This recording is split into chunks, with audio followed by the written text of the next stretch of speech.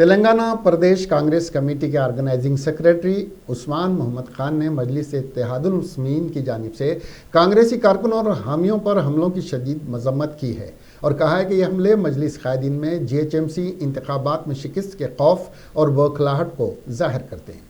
उन्होंने ये भी वाज़ेह किया कि वो फिरोज़ खान और कोई भी कायदीन कांग्रेस पार्टी से अलहदगी इख्तियार नहीं कर रहे। अस्सलाम वालेकुम उस्मान भाई।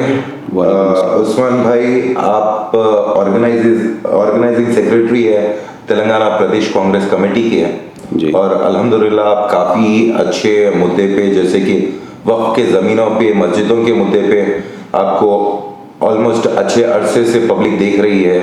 पर परसों इलेक्शन के दिन जो आपके साथ इत्तेफाक हुआ, पब्लिक आपको कभी उतना गुस्से में नहीं देखी थी, तो इसका क्या रीज़न है कि आप उतना गुस्से में उस दिन थे?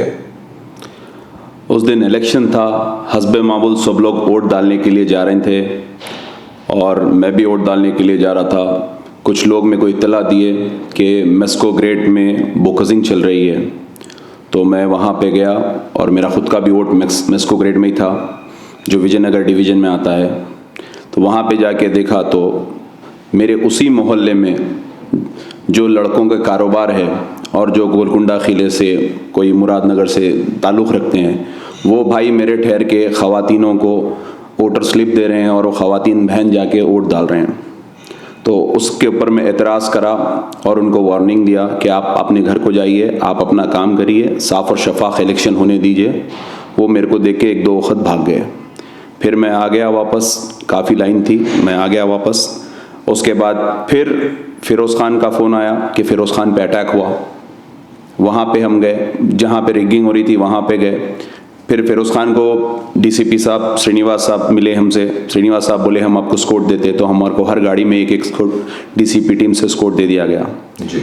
फिर फिरोज़ खान की गाड़ी पे पूरे पथराव करे और जैसा कि गोवा के लकड़ियाँ आते बड़े बड़े, वो लकड़ियाँ भिरका के, हॉकी स्टिक्स भिरका के गाड़ियों पे मारे, जिसमें गाड़ियाँ पूरे डैमेज हो गए। फिरोज़ खान की गाड़ी को रियान होटल की रोड पे डैमेज करे, राशिद खान की गाड़ी को मरजान के पास 50 बच्चे गाड़ियों के सामने गाड़ियाँ डाल के कार के सामने उनकी डैमेज कर दिए। तो ये बौखलाहट का शिकार हो गए थे। आवाम इनको पसंद कर रही, ना पसंद कर रही, इनको उसका ख्याल नहीं है, बस इनको बोकसिंग से जीतना है, उसका ख्याल है। फिर मेरी गाड़ी विजयनगर कॉलोनी में जब गई तो मेरी गाड़ी को भी बालकनी से गनेटां डाले। उसमें एक हमारा ड्राइवर है बबलू, जो राशिद का ड्राइवर है, वो भी बेचारा पूरा ज़ख्मी हो गया। एक एक पत्थर इतना इतना गाड़ियों पे डाल रहे हैं। तो ये अटैक का रीज़न था क्या? आप कॉन्फिडेंट थे कि वहाँ पर बोकसिंग चल रही? बोकसिंग चल रही थी। मैं, मेरे हुमायूं नगर लिमिट लगती है वहाँ पे, सुनील साहब को आइडेंटिफाई भी करा और वहाँ पे बताया, उन्होंने वहाँ पूरा टास्क फोर्स को ठहराए। उसके बाद पुलिस के सामने ही हमारी गाड़ी पे अटैक हुआ।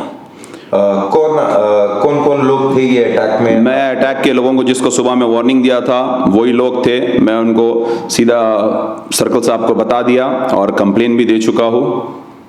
FIR भी लॉन्च भी हो गई है। तो ये बोकसिंग रोकने के लिए आप क्या समझते हैं, क्या मुमकिन स्टेप्स ले सकते हैं? इतने प्यारे अंदाज में ये लोग बोकसिंग, देखिए काम की बुनियाद पे वोट मांगा जाता है और कैंडिडेट जो होता है वो 5 साल से काम करता है और हमारी मुखालिफिन जमात हेलीकॉप्टर से कैंडिडेट उतारती है और जो लोकल लोग उनके पास भी काम करते हैं उनको भी कुछ इख्तियारात नहीं देती है। बस उनको ये बोलती है कि तुम्हारा काम है कि बोकसिंग करो। और बोकसिंग के लिए ऑटो में, जैसा अमजदुल्ला खान ने पकड़ा, आयशा फरीन, हमारी बहन आयशा फरीन जो रेडल्स की खवातीन है, ये देखिए मेरी नामपल्ली में एक डिवीज़न की बात करता हूँ मैं, विजयनगर कॉलोनी में 63 या 64 बूथ्स है। 63 बूथ्स पे एक कैंडिडेट कितने वक्त फिरेंगा? यहाँ फिरे तो वहाँ करते, वहाँ फिरे तो वहाँ करते, वहाँ फिरे तो वहाँ करते। प्रिसाइडिंग ऑफिसर का काम है कि अच्छे से टाइट मारे।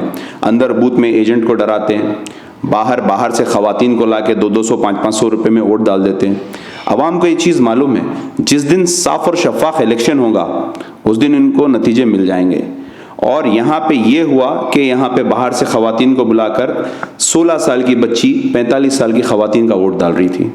चैलेंज से पकड़े, पुलिस उनको केस नहीं बुक करी, उनको अरेस्ट नहीं करी। पुलिस बोल रही है हम क्या क्या काम करेंगे। ये पुलिस का हमारे रिप्लाई था। DCP साहब सामने थे, 2 सर्कल सामने थे, हमारे पे अटैक हुआ। जब मौजूद थे तो हमारी गाड़ी में पुलिस की स्कोट थी। उसके बाद मेरा आग बबूला होना और मेरा गाली गलौज पे उतरना इसीलिए मुनासिब हो गया था कि जब मैं गाड़ी में जा रहा हूँ, हो सकता मेरा वालिद बैठे रहो या मेरी बहन बैठी रहो या मेरा बच्चा बैठा हो रहा, कोई भी रहो, गाड़ी के ऊपर से और पीछे से अटैक कर रहे हैं। कोई सामने से आके अटैक नहीं कर रहा, कोई हमको फेस टू फेस अटैक नहीं कर रहा, आ रहे हैं, मार रहे हैं, भाग जा रहे हैं। जैसा हाईवे पे गाड़ियां लूटते हैं स्नैचर्स के जैसा, तो वैसा आ रहे हैं गाड़ी पे। तो मैं गाड़ी में से उतर गया। जब मेरे को हमारा बबलू बोल के जो बच्चा है, एससी का बच्चा है, वो बच्चा हमारा ड्राइवर है, जब उसको खून में देखा तो मेरा बीपी बढ़ गया और मैं बिल्कुल चैलेंज करा कि दम है तो आओ सामने से अटैक करो। तो यहाँ पर आप ये अटैक आपके और फिरोज खान के ऊपर होने से लड़े नहीं, पार्टी के लिए लड़े? देखिए, मैं कांग्रेस का एक जमाने से मैं पैदाइशी कांग्रेसी हूँ। मैं जब से स्कूल लाइफ में हूँ, जब नागेंद्र फर्स्ट टाइम एमएलए बने थे, मैं जब से कांग्रेस में हूँ, तो मैं हर वक्त काम करता हूँ तो कांग्रेस के लिए काम करता हूँ। कल का भी जो इलेक्शन था, जो कल का भी हमारा कैंडिडेट था, वो कांग्रेस का कैंडिडेट था, तो मैं कांग्रेस के लिए काम करता हूँ।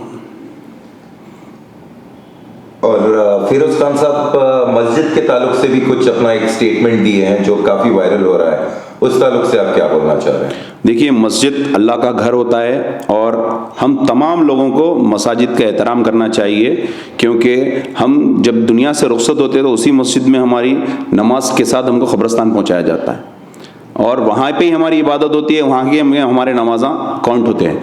मस्जिदों में ये हुआ कि मस्जिद फिरदौस में, मस्जिद के सीसीटीवी कैमरे चेक कर सकते हैं, मस्जिदों में औरतों को बिठा के उनके वोट का निशान मेट के उनको दूसरों का वोट जो हराम है, जो हमारे जामे निज़ामिया फतवा दे चुकी है कि ये हराम है, वो वोट किसी को दला रहे हैं। तो एक खवातीन है जिसकी उम्र 60 साल है, उसको 23 साल के बच्चे की बीवी बना के वोट दला दे रहे हैं। एक बहन है हमारी 16 साल की जिसकी शादी नहीं हुई, उसको 40 साल के मर्द आदमी की बीवी बना के वोट दला दे रहे हैं। ये तमाम चीज़ें मसाजिद में बैठ के हुई, मसाजिद में ये चीज़ करे और हर जगह पे मसाजिद को इस्तेमाल करे। अहमदनगर डिवीज़न में भी मसाजिदों में ऐलान करे, ये लोग मसाजिदों को बेस बनाकर यूज़ करें, तो ये बिल्कुल गलत है। मैं ये भी कंडम करता हूँ जो मसाजिदों को इस्तेमाल करे, और फिरोज खान से भी अगर कुछ बदकलामी हुई तो मैं उसको भी कंडम करता हूँ, क्योंकि अल्लाह के घर को सिर्फ इबादतों के लिए इस्तेमाल करना चाहिए। बेशक सही। और ये भी सुनने आ रहा है कि फिरोज खान भी अब कांग्रेस पार्टी छोड़कर कुछ दूसरी पार्टी ज्वाइन करने वाले हैं, इसमें कहाँ तक सच्चाई है? देखिए, गांधी भवन में रात के 10 बज रहे थे, मोहम्मद गौस साहब जो चुड़ी गौस के नाम से मशहूर है, जो टिकट का डिस्ट्रीब्यूशन हो रहा था, रात में 10 बजे तक चेंबर में मेरे साथ बैठे हुए थे। इत्तला मिली दूसरे दिन सुबह में कि गौस भाई घर वापसी हो गई गौस भाई की जी। तो वो उनके इख्तियारात है। बिलाल साहब 12 बजे रात तक मेरे एक हमारे दोस्त थे सलीम साहब, उनके साथ बैठे हुए थे। हमको ये भी इत्तला नहीं थी कि उन्हें जा रही। सुबह मालूम हुआ कि बिलाल साहब की घर वापसी हो गई, बिलाल साहब चले गए। तो ये उनके इख्तियारात है, उनका इख्तियार है, जमहूरियत है, उनकी मर्जी, जो भी चाहे पार्टी में जाओ। लेकिन जब तक थे हमारे साथ थे तो हमारे हैं।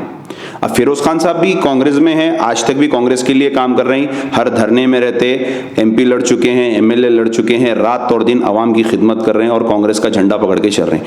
अब ये क्या रोमर है मेरे को इसके बारे में नहीं मालूम है, उनके इख्तियारात है, उनकी मर्जी है, लेकिन अभी मैं उनके साथ हूँ, उन कांग्रेस के लीडर है।